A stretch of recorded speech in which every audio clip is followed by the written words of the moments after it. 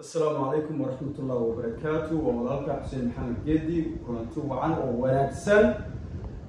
كنتنا المعنى وحاسلها سوقات إن موضوع يركز سابسن إسبتالة مجال المقدشة محرمها مجال المقدشة جوه ولا تجو وأي بذا اسمه تخفى مكان حيث مركز لدو حيث الدنيا والبلد نقص الشغال في وعنو مغلنا إسبتالة مجال كلا دول السودان مصر وحيابك كلا دولنا maxay injineerada nagu soo shaqatay waayeen oo dhaqaatiirtu nagu soo shaqatay jawaabtaas waa fududahay oo dhibaato caafimaad ayaa bulshada haysata marka waxaan rabaa saddex qodob oo aad u fudud inaan halkan ku geysto taladaasi oo ah midda koowaad waxaan u baahanahay ogow cudurrada sababta dadku u dhacayaan kow waxa weeye cunnada iyo cabitaanka iyo wax walba isticmaalayno ayaa sumaysan waxaan u baahanahay marka tala noocan inaan qaadano tala la yidhaahdo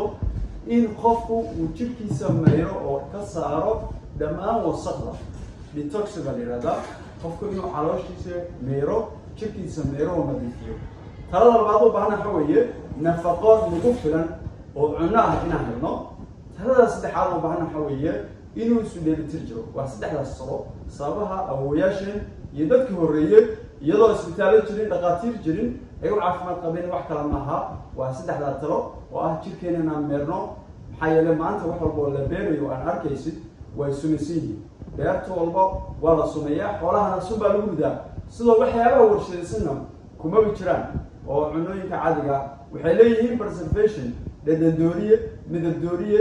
iyo shay dhowraya ayay leeyihiin shayadaasi waa sun marka waxaan u baahanahay inaan nadiifino